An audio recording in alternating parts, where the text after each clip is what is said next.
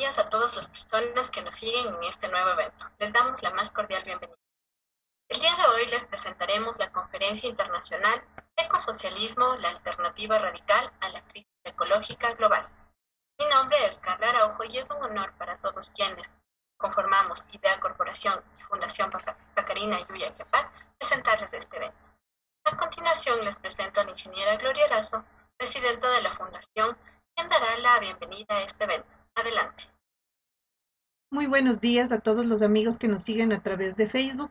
Como decíamos, es un honor presentarles esta primera conferencia internacional. Esperamos que este tema sea muy importante para discutir los problemas ambientales en el país y en el mundo. A continuación les voy a presentar a nuestro expositor.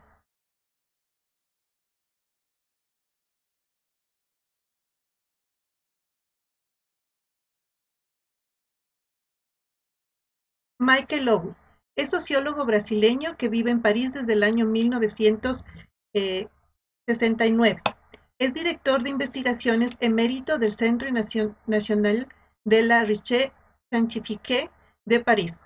Sus trabajos de filosofía y política y sociología de la cultura han sido publicados en 28 idiomas.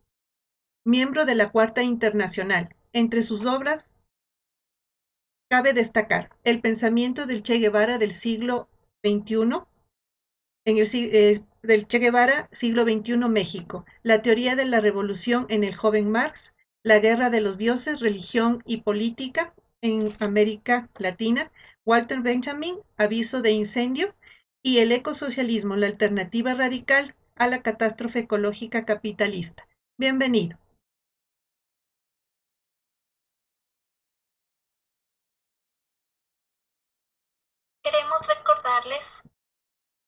Queremos recordarle al expositor que tendrá entre 25 y 30 minutos para presentar su ponencia. También les recordamos a las personas que nos siguen que nos pueden enviar sus preguntas al chat de Facebook o a nuestro número de WhatsApp. Bienvenido. Bueno, muchas gracias a las compañeras de la Fundación por invitarme. Bien, ese tema creo que hay que abordarlo con el espíritu de un planteamiento que hacía Antonio Gramsci, fundador del movimiento comunista italiano, cuando decía que un revolucionario debe saber asociar el pesimismo de la razón con el optimismo de la voluntad. Bien, entonces no será pesimismo de la razón.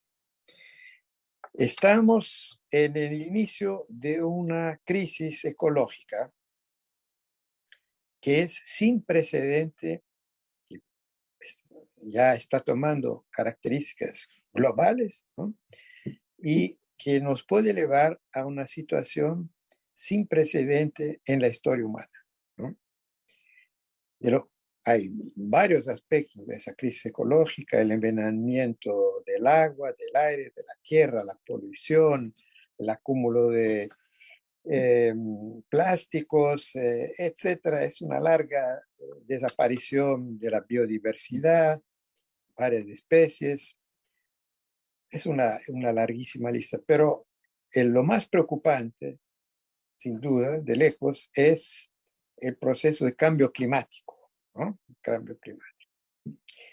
Bueno, ¿de qué se trata? Los cientistas ya lo han explicado numerosas veces. El Grupo Internacional de Estudio del Clima, el GIEC, que publica informes cada tantos años. Bien, sabemos que las emisiones de gases con efectos de estufa, que son el gas carbónico, el metano y otros, etcétera, está produciendo un aquecimiento global. Bueno, ese aquecimiento ya llegó a 1,2 más o menos grados acima de lo que era la temperatura del planeta en el periodo preindustrial, digamos, en el siglo XVIII. Bueno, si la temperatura supera a los 1,5 grados acima del periodo anterior, ¿no?, preindustrial, tenemos tendremos un proceso de transformación de aquecimiento global, calentamiento global, que ya será incontrolable, ¿no? Incontrolable. Y con la posibilidad de llegar en algunos años a 2 grados, quizás más tarde a 3 grados, y quizás más tarde a 4. Nadie, hasta dónde puede subir la temperatura, nadie puede decirlo. Y a partir de qué temperatura la vida humana ya se tornará muy difícil, quizás imposible en el planeta Tierra, ¿no? Nadie tiene la respuesta a eso, ¿no? Son preguntas que quedan abiertas. Lo que sí sabemos es cuáles son los efectos de ese cambio climático ya a partir del 1, incluso que ya empezó, ¿no? Pero que se agravaría muchísimo si la temperatura supera el 1,5 grados o 2 grados acima del periodo preindustrial. Y ahí algunos de los efectos ya han empezado, como decía, que son el incendio de los bosques, ¿no? Ya tuvimos eso en Australia, en Canadá, en varios sitios del mundo, enormes cantidades de los bosques que toman fuego, ¿no? Que desaparecen, y eso va a producir una cantidad enorme de gas carbónico que va a acelerar el calentamiento global. Entonces hay un proceso, ¿no?, de feedback, como se dice, ¿no? Cuanto más sube la temperatura, más los incendios de los bosques se van a multiplicar y eso va a llevar más gas carbónico a la atmósfera, lo que va a acelerar el calentamiento global, etc. Entonces es un proceso dramático, un proceso dramático. Otra característica, el derretimiento de los hielos del polo norte y del polo sur, ¿no? Bueno, ya empezó de manera más rápida que lo que se prevé. Bueno, se calcula que si una parte de ese hielo se va a derretir, el nivel del mar va a subir, ¿no? Y si el nivel del mar sube de 1 o 2 o 3 metros, las principales ciudades de la civilización humana, ¿no?, Río de Janeiro, Hong Kong, Venecia, Ámsterdam, Londres, Nueva York, etcétera, Shanghái, van a estar debajo del agua, van a desaparecer debajo del agua. Ahora, si el conjunto del hielo del norte, del polo norte y del sur va a hundirse, ¿no?, va a derretirse, el nivel del mar puede subir decenas de metros. Y en ese caso volveremos a una situación que el planeta Tierra conoció hace decenas de millones de años, en una era geológica llamada el Plioceno, cuando la mayor parte del planeta estaba cubierta de agua, ¿no? Estaba cubierta de agua. Claro, eso no va a pasar la semana que viene, ¿no? Pero es algunas de las consecuencias algunas que ya se van a sentir en las próximas décadas, ¿no? E incluso algunas ya empezaron. Bueno, entonces esas son amenazas sin precedente en la historia humana, ¿no? No, en la historia de la humanidad, que tiene decenas de miles de años, nunca ha conocido nada parecido. Bien. Ahora, la principal causa de esos procesos dramáticos, ¿no?, esas amenazas dramáticas, son en primer lugar, la utilización, la quema de las energías fósiles, el carbón, el petróleo, el gas, ¿no?, que llevan cantidades enormes de gas carbónico a la atmósfera, ¿no? Pero hay otros aspectos, hay otros gases, etcétera. No voy a entrar en los detalles, pero eso es lo más importante. Y nosotros sabemos que esas energías fósiles son el fundamento de la economía industrial moderna desde finales del siglo XVIII, digamos, ¿no?, cuando se empezó a utilizar el carbón de manera extensiva. Bueno, los científicos dicen que el cambio climático no resulta de un fenómeno puramente geológico, físico, etcétera, sino que tiene que ver con la actividad humana que ha producido esas emisiones de gases. Lo que entonces ellos incluso hablan del antropoceno, es decir, un nuevo periodo geológico donde el clima, por ejemplo, es producido, es resultado de la actividad humana. Nosotros, como marxistas, decimos, bueno, la actividad humana, sí, pero ¿cuál actividad humana? ¿No? Pues la humanidad vive en el planeta hace decenas de miles de años, ¿no? No es solo, no es la actividad humana en general, es un tipo particular de actividad que es el capitalismo, ¿no? El capitalismo es el responsable por el cambio climático, porque el capitalismo es basado fundamentalmente en los últimos dos siglos y medio en las energías fósiles, en el carbón, el petróleo y el gas, ¿no? Bien, para hacer funcionar todo, ¿no? Desde la electricidad, los coches, todo funciona en la base de las energías fósiles, ¿no? Y además son un negocio fabuloso para los capitalistas, ¿no? Hay inversiones monumentales, monopolios multinacionales en el carbón, en el petróleo, obviamente, en el gas, etcétera, etcétera. Bien.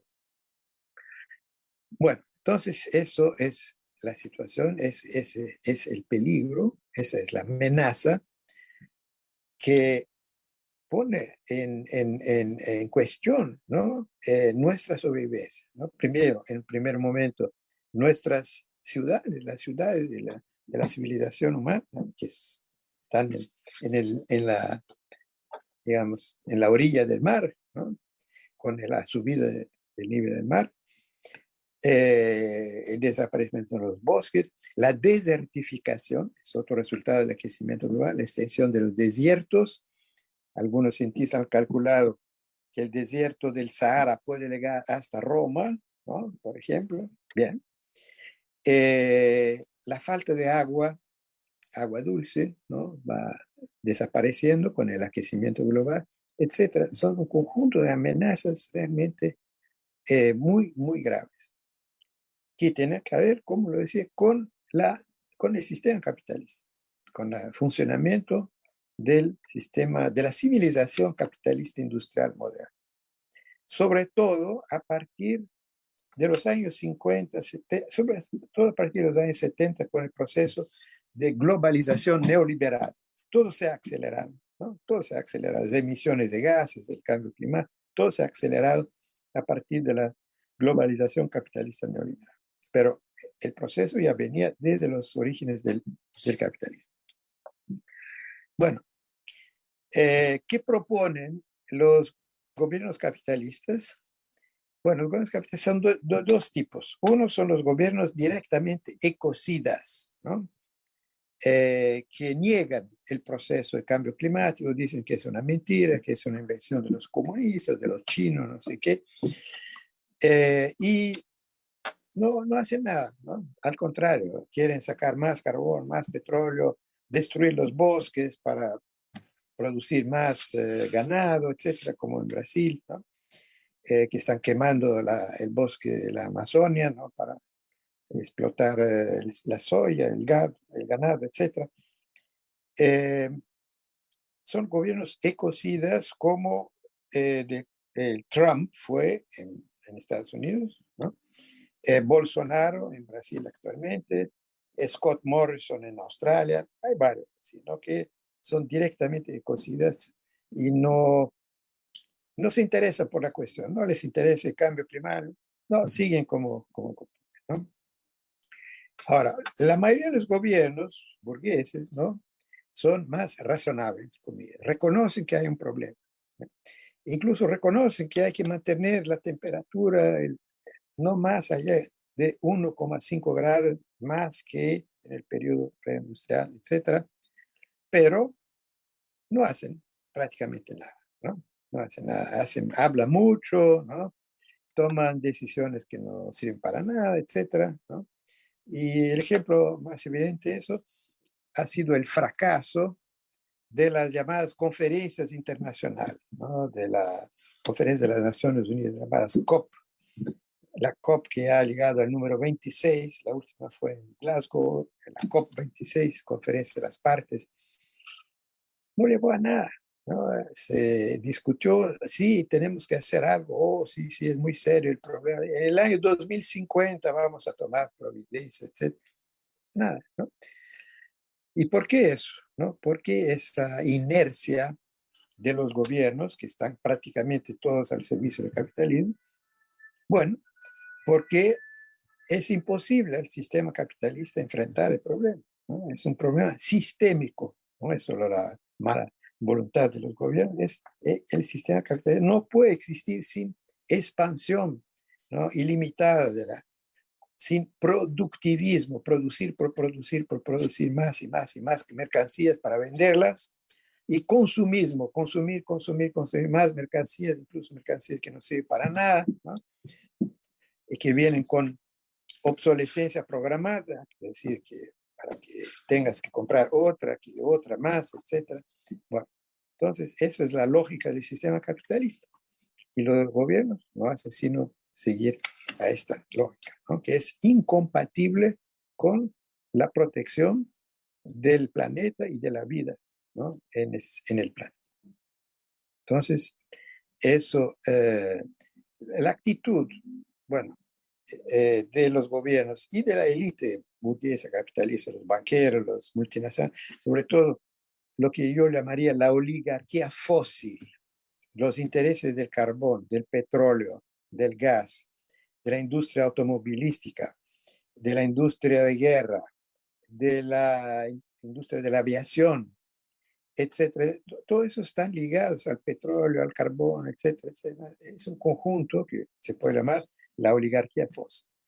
Y para esa gente es urgente continuar no haciendo nada, ¿no? Continuar, como ellos dicen, business as usual, los negocios como siempre, ¿no? Y la mentalidad de esa gente me hace pensar mucho al rey de Francia, Luis XV, ¿no? El penúltimo rey de Francia. Sus consejeros le decían, Majestad, hay que hacer alguna cosa porque si sigue la situación es en Francia, va a haber una revolución, ¿no? Bien, que va a haber una revolución. Y les contestó el rey, después de mí que venga el diluvio, ¿no? Es decir, yo sigo en lo mío, ¿no? Después que venga el diluvio. Bueno, no vino el diluvio, pero vino la Revolución Francesa. Bueno, pero lo que nos está amenazando a nosotros es un poco el equivalente del diluvio. ¿Qué fue el diluvio en la Biblia? Fue ¿no? En la mitología bíblica, la subida del agua, ¿no? Que se cubrió todo el planeta, ¿no? Bueno, eso puede acontecer si seguimos business as usual, ¿no? Del capitalismo. Bueno, entonces eso es el pesimismo de la razón. Tenemos que ver que estamos ¿no? Ya en el inicio de un proceso de crisis ecológica, de cambio climático, que se está acelerando cada vez más rápidamente y que puede llevar, no en un siglo, en las próximas décadas, a una situación dramática, ¿no? Para la mayoría de la humanidad. Bueno, me olvidé que había una propuesta del Pentágono. ¿Cómo enfrentamos la crisis ecológica y el cambio climático si llegamos a una situación en que la vida en el planeta ya no será posible? ¿Qué hacemos? Entonces, hay una propuesta de técnicos del Pentágono en Estados Unidos que era la siguiente. Enviamos un cohete interplanetario para el planeta Marte, ¿no? Un poquito lejos, ¿no? Y ahí, en el planeta Marte, quizás podrán sobrevivir, no saben, pero quizás podrán sobrevivir de alguna manera. Y ahí, en ese cohete interplanetario, irá el presidente de Estados Unidos, el Estado Mayor del Ejército, algunos businessmen, etcétera, ¿no? Para ver si sobrevive en el planeta Marte. Pero bueno, nosotros no estamos invitados a ese viaje. Bueno, entonces la situación es grave, ¿no? La situación es grave y eso justifica el pesimismo en la razón. Pero, por otro lado, existen alternativas. Entonces, ahí viene el capítulo optimismo de la voluntad. Existen alternativas, pero esas alternativas tienen que ser radicales, ¿no? Alternativas que proponen soluciones en el marco de la economía de mercado, es decir, el capitalismo. No funciona, ¿no? Hemos visto, ¿no?, varias tentativas, no lleva a nada, ¿no? El sistema es, digamos, la lógica del sistema capitalista es incompatible con la sustentabilidad, con, digamos, la salvaguardia del clima, por tanto, de la vida en el planeta. Bien, entonces las alternativas, las soluciones tienen que ser radicales. Y radical quiere decir ir a la raíz del problema. Si la raíz del problema es el sistema capitalista, es la civilización industrial capitalista moderna, pero necesitamos alternativas anticapitalistas.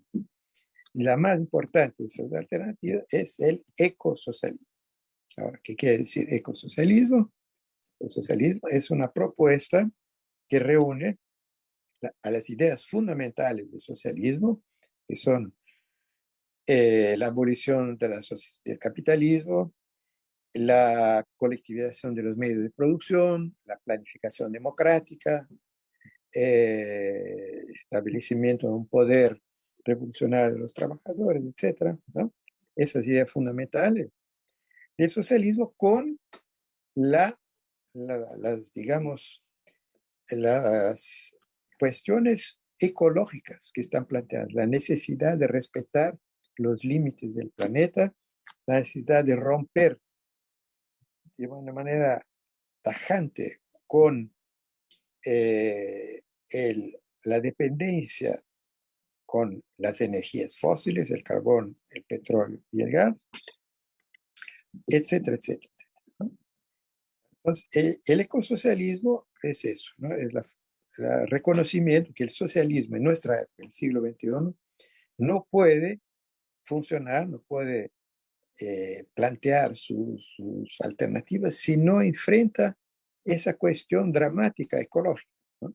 Si no propone poner fin al proceso de destrucción de los equilibrios ecológicos, destrucción de la vida en el planeta, ¿no?, de la naturaleza y de la vida. Bueno, entonces, el socialismo del siglo XXI o el comunismo del siglo XXI, como se quiera, tiene que ser ecológico. Por eso hablamos de ecosocialismo. Eso es decir, una ruptura con el llamado socialismo del siglo pasado, que era de manera dominante productivista, ¿no?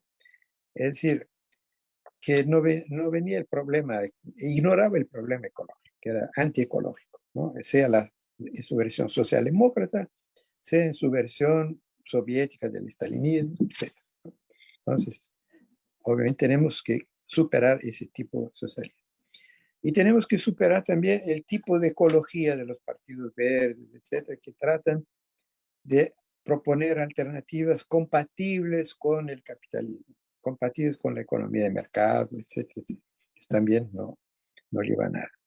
Entonces necesitamos de una visión radical, ¿no?, anticapitalista, socialista y ecológica al mismo tiempo, ¿no? Y eso es una nueva visión en la cual muchos marxistas, muchos socialistas, cuando hablan del socialismo, decían el socialismo es el cambio de las relaciones de producción para permitir el libre desarrollo de la fuerza productiva. Pero eso es un equívoco, ¿no? Las fuerzas productivas no pueden desarrollarse de manera ilimitada, ¿no?, porque eso lleva a la destrucción del planeta, ¿no?, y de los equilibrios ecológicos y del clima. Entonces, y las relaciones, las fuerzas productivas no son neutrales, ¿no? Son totalmente capitalistas, son estructuradas por la lógica del capitalismo, ya en sus fuentes de energía, fósiles, etc. Entonces necesitamos cambiar, obviamente, las relaciones de producción, suprimir la propiedad privada de los medios de producción, pero necesitamos también cambiar el aparato productivo.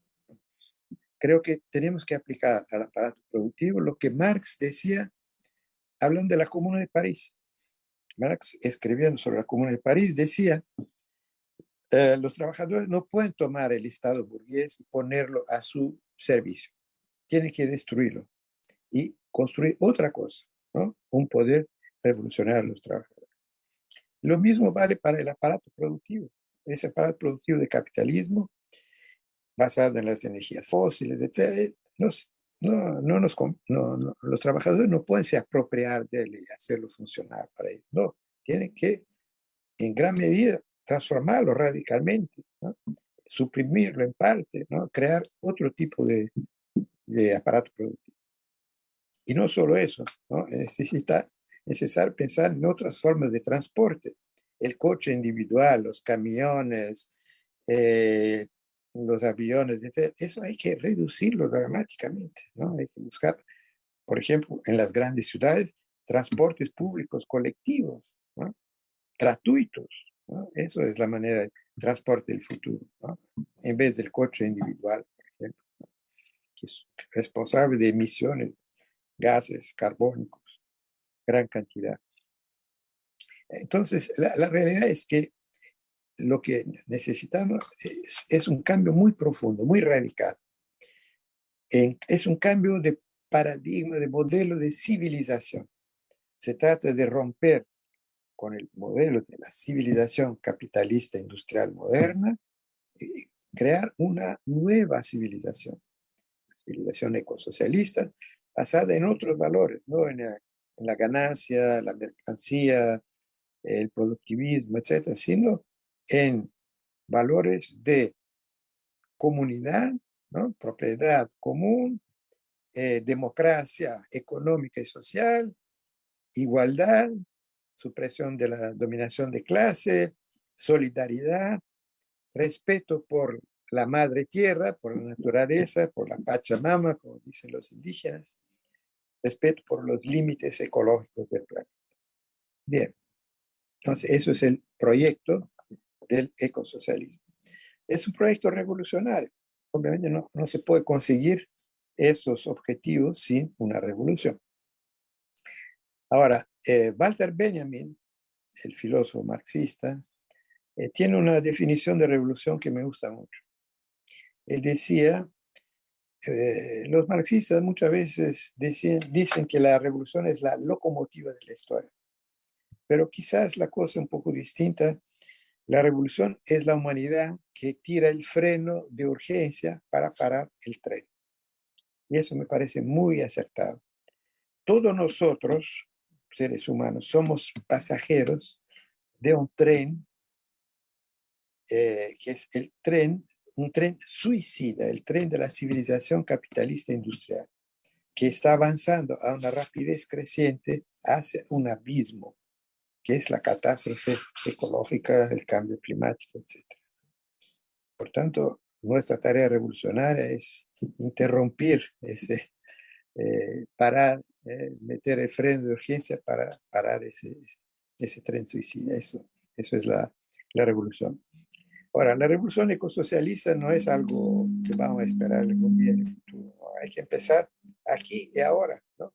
Empieza aquí y ahora en las luchas concretas que ya se están dando, ¿no?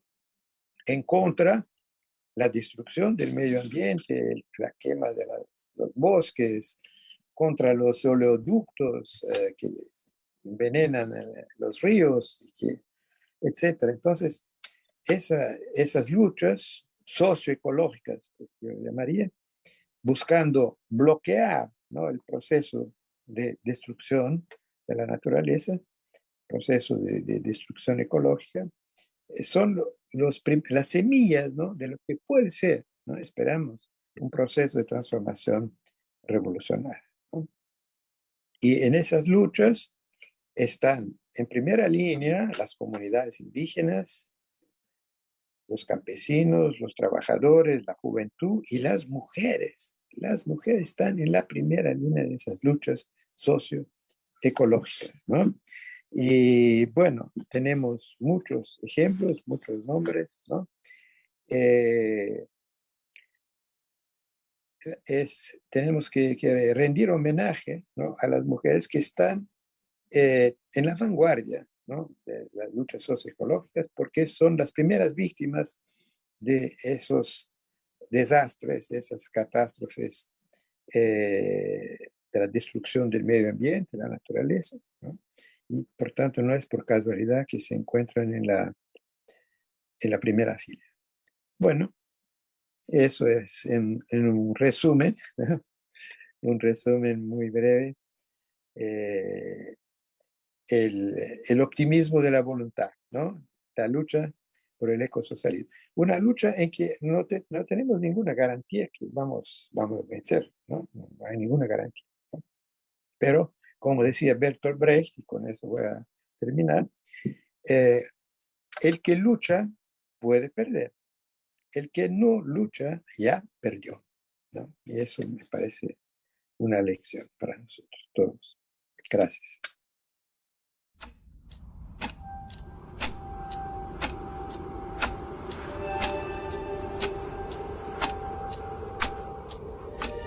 El tiempo sigue avanzando. ¿Tenemos suficiente tiempo para salvar el planeta? Hielo derretido, altas temperaturas, terremotos, maremotos, capa de ozono, efecto invernadero, metano y más. Quizás esas son las primeras cosas que se nos vienen a la mente. Y sí, estas son parte de los efectos que está sufriendo nuestro planeta.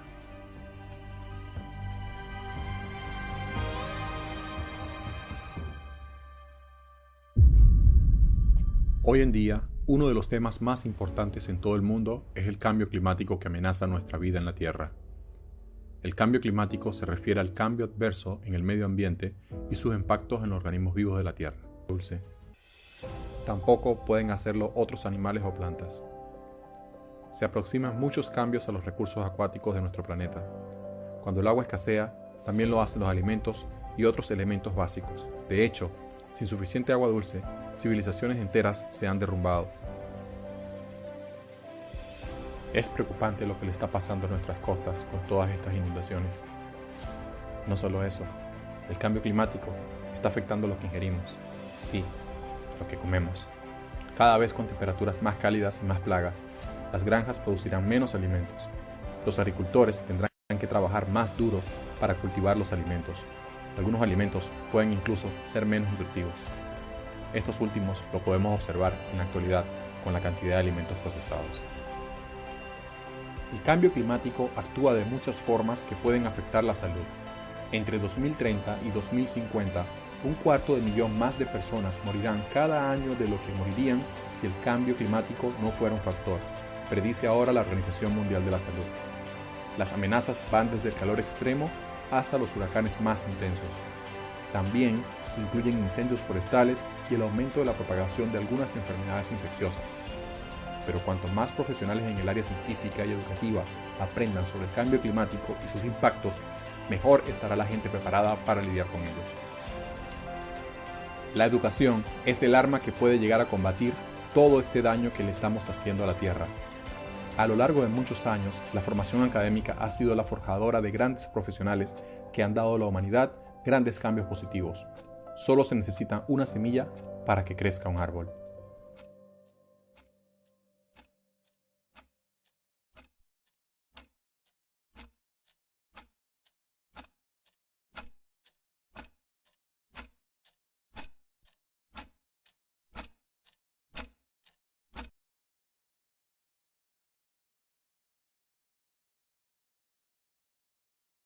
Hemos regresado. La modalidad en este momento es que vamos a hacer preguntas desde la fundación y también las preguntas del público. Para ello le doy el paso a Gloria. Adelante. Muchas gracias. La primera pregunta, Michael. ¿Es posible cambiar la relación de los seres humanos con la naturaleza sin cambiar las relaciones sociales de producción del sistema capitalista? Bueno, mi respuesta es sí y no. Es decir, por supuesto, los individuos pueden cambiar su comportamiento, ¿no? Tomar una decisión individual que implica un mayor respeto por los límites naturales, ¿no? Aún en el cuadro del sistema capitalista. Pero eso es totalmente insuficiente. No va a resolver el problema. Voy a dar un ejemplo. Hay muchos ecologistas, muchos jóvenes ecologistas que son vegetarianos, veganos, ¿no? Que no comen la carne. Eso es, primero, es bueno para la salud, pero es bueno para la salud del planeta porque la industria de la carne, el ganado, la producción de ganado, es una de las grandes fuentes de emisiones de gases que provocan el cambio climático. No es tanto el gas carbónico, es el gas metano. Bueno, no voy a entrar en los detalles técnicos, pero es uno de los factores más graves para el cambio climático. Entonces, tenemos que reducir dramáticamente el consumo de carne. Es una necesidad ecológica, ¿no? Ahora, algunos individuos pueden tomar la decisión de no consumir totalmente la carne o reducir mucho, etcétera, pero en cuanto exista el sistema capitalista, en cuanto exista la publicidad, la presión para el consumo, etcétera, la mayoría de la gente va a seguir consumiendo, ¿no? Entonces, es necesario un proceso político, ¿no? De politización, de concientización colectiva y de lucha para quebrar el poder de los monopolios de la carne, por ejemplo, ¿no? Y introducir un cambio, ¿no? Colectivamente decidido, políticamente. Es necesaria una decisión política colectiva de la comunidad, pueblo, los pueblos, ¿no? Que vamos a reducir el consumo de carne. Ahí sí tendremos un cambio profundo, un cambio radical. Entonces, claro, las personas pueden individualmente tomar la decisión de respetar los límites del planeta, reduciendo o suprimiendo su consumo de carne, pero eso no va a resolver. Tenemos que hacer un cambio institucional, estructural, colectivo, político, ¿no? Para quebrar con el monopolio, capitalismo de la carne, ¿no? Es todo un sistema enorme, ¿no? Sobre todo en América, para empezar a reorientar la producción en otra dirección. Entonces, mi respuesta es que sí, los individuos pueden hacer algunos cambios, aún en el cuadro capitalista, pero en último análisis solo podemos enfrentar el problema, ¿no? Y la amenaza con un proceso anticapitalista, presión del modo capitalista que usa. Muchas gracias, Carlita. Muchas gracias también. La siguiente pregunta nos dice, me leí su libro y la propuesta está clara y es lógica. Mi pregunta es, ¿cuál es la vía? ¿Reforma o revolución? Más aún, ¿cuál es la vía? ¿La vía electoral institucional o la vía armada? Bueno,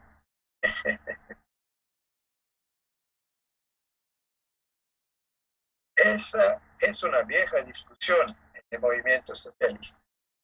Y creo que Rosa Luxemburgo, la gran revolucionaria tía polaca alemana, asesinada en 1919, ya lo planteaba muy bien. Decía, nosotros, los socialistas, los marxistas, los revolucionarios, no somos contra la reforma.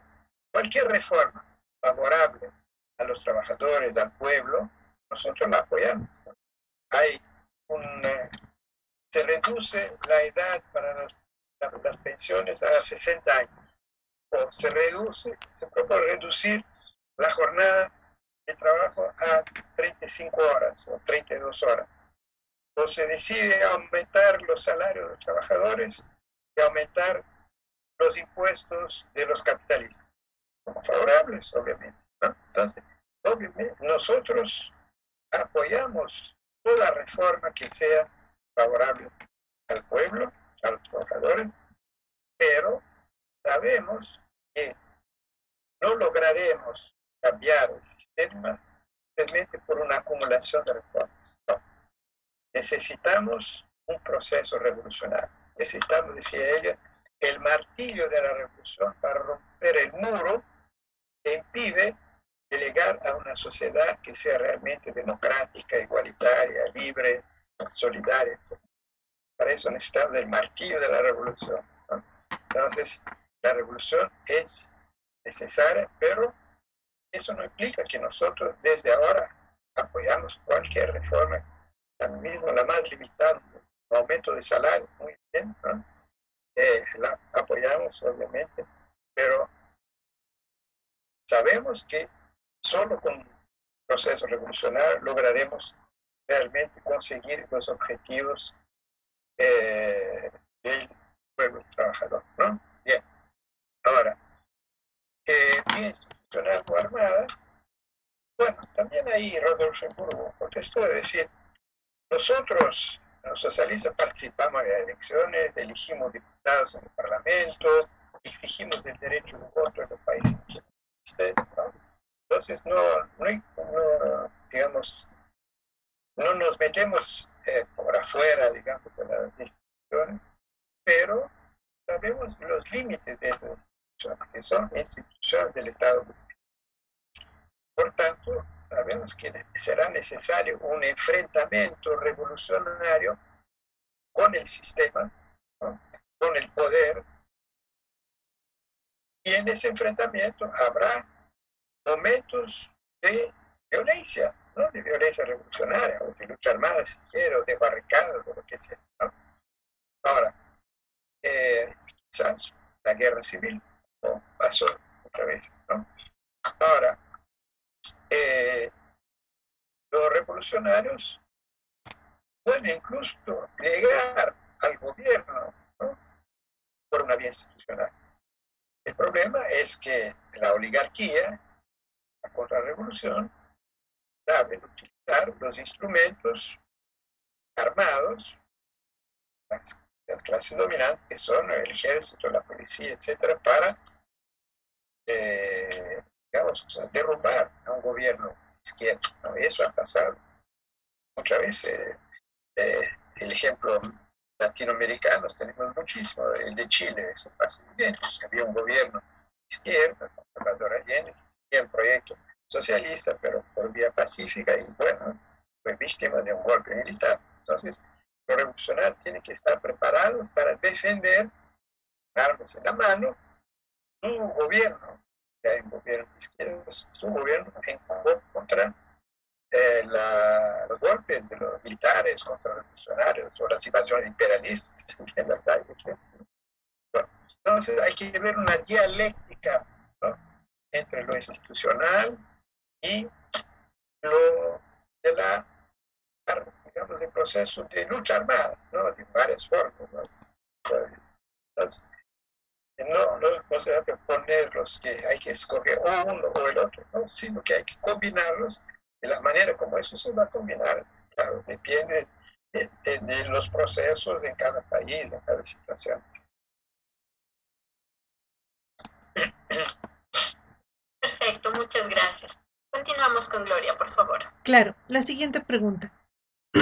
El establecimiento de leyes para la protección del medio ambiente, como en el caso del Ecuador, en el que la Constitución reconoce que la naturaleza es un sujeto de derechos. ¿Cree usted que estas leyes realmente podrán cumplir con su objetivo en el contexto del capitalismo actual? Bueno, es un poco como había contestado en la primera pregunta. Si hay una ley que dice que hay que respetar la naturaleza, bien, somos por la ley, ¿cómo no? ¿No? Si hay una ley que prohíbe ponerle fuego a los botes, ¿no? Vamos por esta ley, ¿no?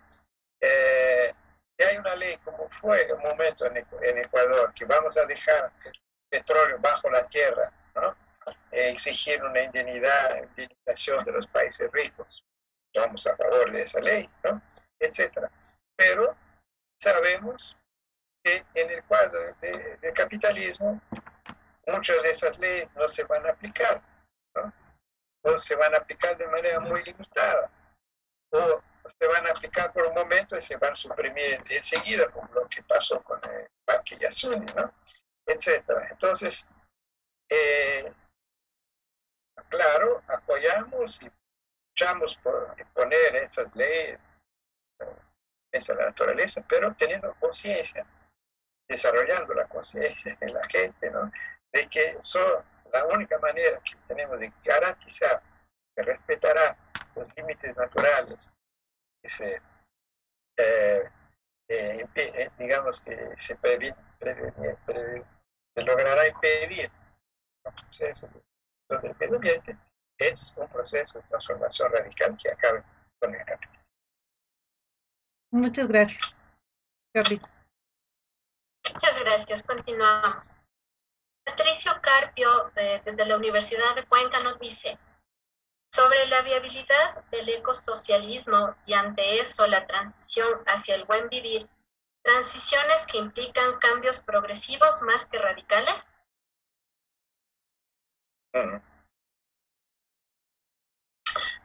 Bueno, la idea de un proceso de transición en que se van dando cambios progresivamente, muy bien, ¿no?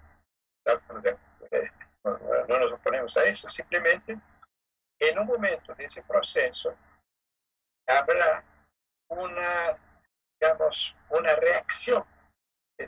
La historia nos enseña, ¿no? Cualquier proceso de transformación progresiva de la sociedad en un cierto momento se enfrenta con la reacción de la clase dominante, de los intereses capitalistas, de sus fuerzas armadas, etc. Bueno, entonces, en ese momento se dará un enfrentamiento, ¿no? Y en último análisis, solo podremos garantizar el buen vivir, el ecosocialismo, a través de una transformación radical, porque como yo decía, la raíz del problema es el sistema capitalista. Si no suprimimos el sistema capitalista, el problema no se va a resolver. El capitalismo lleva inevitablemente a la destrucción del medio ambiente. Y eso lo dice el propio Papa Francisco, que no es ni marxista ni ecosocialista, pero él dice: el actual sistema económico y social basado en la maximización de la ganancia no puede enfrentar la cuestión de la crisis ecológica, porque él es el responsable de esa crisis ecológica.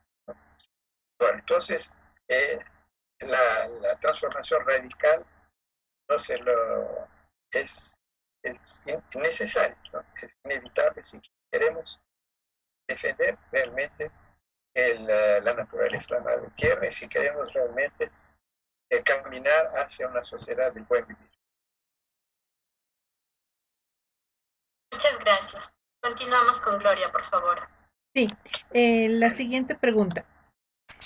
Una de las críticas de algunos movimientos ecologistas hacia Marx es que él es un economista de carácter productivista desarrollista y por lo tanto el marxismo no contiene elementos ecologistas. ¿Qué opina usted sobre esto? Sí. Bueno, esa presentación de Marx es muy deformada. Existe, en los últimos años se han publicado una serie de trabajos, sobre todo en Estados Unidos, de ecomarxistas, ¿no? Como John Bellamy Foster, que demuestran, analizando los escritos de Marx, que Marx no era productivista, ¿no? Marx no tenía esa visión productivista, porque para Marx, más importante no era producir más y más mercancías, sino que la gente tenga tiempo libre, ¿no? Él dice, hay un texto en el Capital en que él dice, ¿cómo empieza el reino de la libertad para los trabajadores? Las trabajadoras. Empieza con la reducción de la jornada de trabajo. Eso es lo más importante, reducir, que trabajemos menos para tener tiempo libre para realizar nuestras potencialidades humanas, ¿no? En relaciones humanas, en actividades esportivas, lúdicas, sexuales, lo que sea, ¿no? Culturales, artísticas, ¿no? Eso es la autorrealización de la humanidad. Ese es el objetivo del socialismo, ¿no? De comunismo. Y no acumular más y más mercancía. Eso Marx lo dice muchas veces, lo dice ya en los manuscritos del 44. Lo importante es el ser y no el tener más y más dinero, como mercancías, productos, etc. Entonces, esa visión de Marx es falsa, ¿no? Incluso Marx dice en varios momentos del Capital, dice, el capitalismo está llevando a la destrucción de la tierra, la naturaleza. Él dice el progreso en la producción agrícola, por ejemplo, en Estados Unidos, es un progreso en la destrucción de la tierra, ¿no? De la fertilidad de la tierra. Entonces, ahora, es verdad que la ecología no era un tema central, no podía ser, porque la crisis ecológica casi no se había manifestado, está en sus primores, ¿no? Entonces, no hay ni un capítulo sobre la ecología en el Capital, ¿no? Marx nunca escribió un libro sobre la ecología. ¿Por qué? Porque la cuestión no se planteaba aún de manera tan dramática como se plantea hoy, ¿no? Entonces, para Marx no era una cuestión fundamental, aunque él ya empezaba a tomar conciencia del problema. Pero hoy en día sí, hoy en día estamos delante de una amenaza terrible. Entonces, por eso tenemos que pensar en un ecomarxismo, ¿no? Un marxismo que lleva digamos, incorpora la cuestión ecológica como un tema central, porque no era para Marx, por razones de su época, ¿no? Evidentes. Eso es. Muchas gracias, Carla. Continuamos. Leonardo Ordaz nos pregunta, ¿cómo aprecia usted la movilización del movimiento de masas por las reivindicaciones ecologistas en la actualidad? ¿Qué conquistas se han logrado?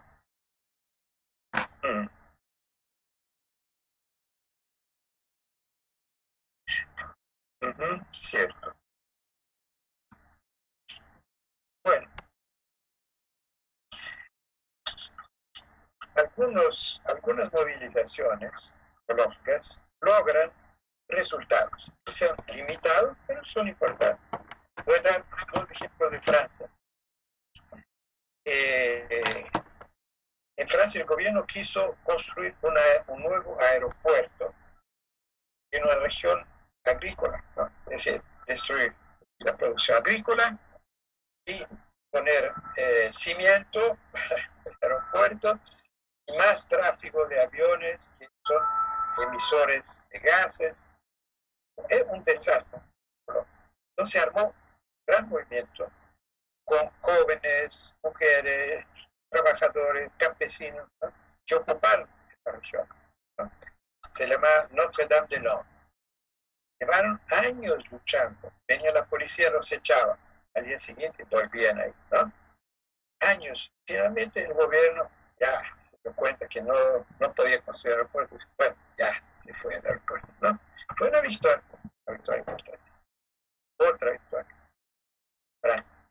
Hay un proceso de extracción del gas de la rocha, ¿no? Se llama gas de xisto, parece el término castellano, que es un desastre económico. Pero sacan el gas y utilizando cantidades enormes de agua y produciendo emisiones de gas. Es un desastre. Entonces se llevó una pelea contra eso. Y en Francia se logró prohibir la extracción del gas por ese proceso, ¿no?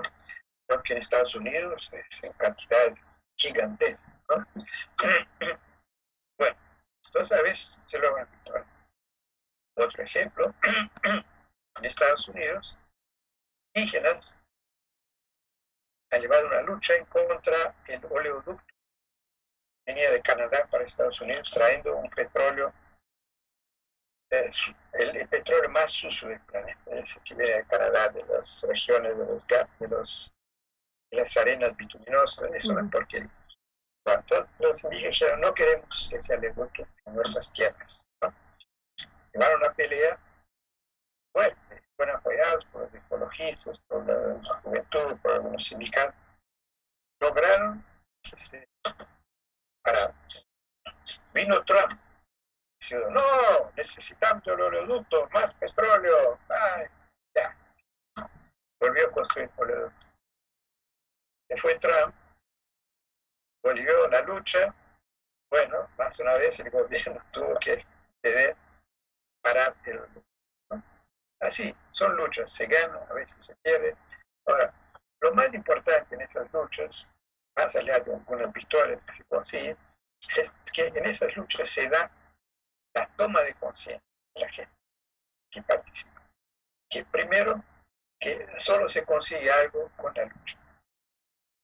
Y solo se consigue ya organizándose, no es luchando cada uno aislado, no, juntándose para crear organización.